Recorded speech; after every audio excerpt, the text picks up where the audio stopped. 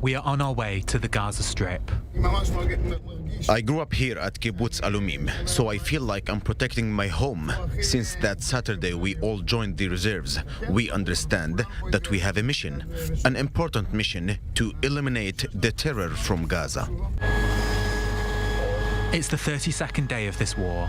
We are in a troop carrier. Lieutenant Colonel Gilad Pasternak, our military escort, sits in front of us. We do what we have to do. This is the most justified war possible that we had to fight. It's our duty to be here. It's our duty to respect our commitment, because we have no other place to go. All soldiers, all officers, understand that we are loyal and fight with determination, bravery, and speed to fulfill the objectives set by our leaders. We are now already inside the Gaza border. As we cross the border between Israel and Gaza, we're going to be out in 5 seconds.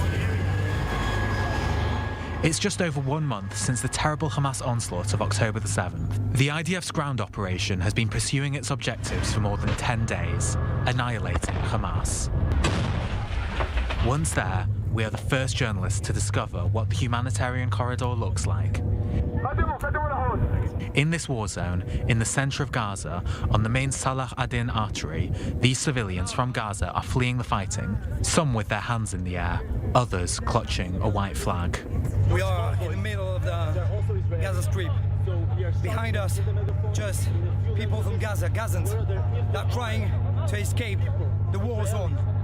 They are walking with their hands up and with a white flag. But these soldiers are trying actually to protect us and protect themselves, because probably there's some terrorist in the middle of this crowd. Today it has been opened in 9 a.m. and it's about to close at 14 p.m. You can hear clashes and battles between Hamas terrorists and the IDF soldiers, also west to the Salah ad-Din street over there. Of course, Hamas doesn't like the fact that the people are going, actually his human shield are going from the north to the south, and that's exactly what the IDF is trying to do, to separate this population, the civilians, from Hamas terrorists doing their acts of terror inside the neighborhoods, inside the buildings over here. And perhaps among them, Israeli and foreign hostages. If they are inside, any people who've been kidnapped or being hostages, run toward the soldiers, don't be afraid. For both officers and soldiers, the objective here remains the same. Well, we have a lot of challenges over here. The first one of them, of course, the tunnels. We're finding tunnels all over the strip, in all the cities, in all the neighborhoods. We're finding streets. Each building, each compound have its own tunnel in order to be able to sabotage the IDF soldiers. That's the first one. The second one is aerial assets. We are dealing with drones. We are dealing with of course mortars, with rockets aiming towards the IDF soldiers and the people on the rear in the cities of Israel. And also, of course, Hamas is taking advantages of the narrow streets, of the kasbahs, of the corners, in order to wait for IDF soldiers to make small ambushes on them. But I can definitely tell you, like the IDF spokesperson told, that today there is Gaza North and there is Gaza South, and the IDF is controlling over Gaza North. These kind of tools came from the engineering corps. They are trying to protect the soldiers and also detect the tunnel. It's quite impressive inside the Gaza Strip. It's our duty. We are part of history. It's not a question of revenge, but defending our state, our home. They attacked us. It's our turn to defend our civilians. An emotional soldier wants to speak. את מה שאנחנו צריכים לעשות לפני הרבה זמן, אנחנו עושים עכשיו כבר. כל מה שאנחנו עושים עכשיו זה נטו בשביל שההיסטוריה לא תחזור. Everything we do today is to ensure that history does not repeat itself. Ultimately, what my grandparents experienced during the Second World War happened because of hatred of Jews. On October 7, these massacres, these civilians killed, raped, defiled, burned, are the result of this same hatred, exactly what the Nazis did to us.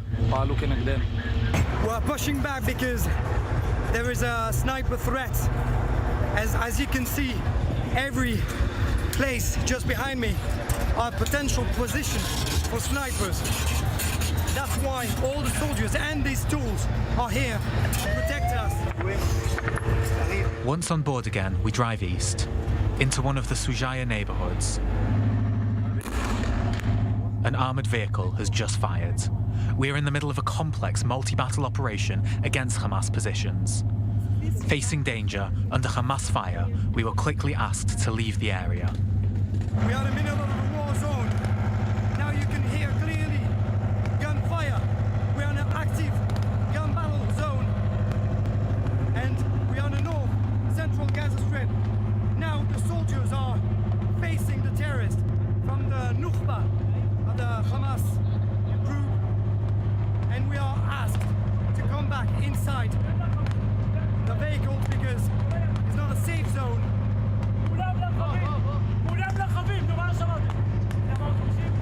As you can hear.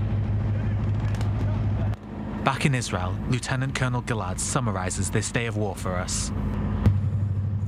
It's no secret when I tell you that many Israelis are being held hostage in Gaza. One of the goals of our war is to bring them home. When we see a way to bring them home, or to give us details about their fate, we do it, and I won't elaborate. While we leave this gathering place on the Israel-Gaza border, these soldiers are determined to fight, regardless of how long it takes and regardless of the cost.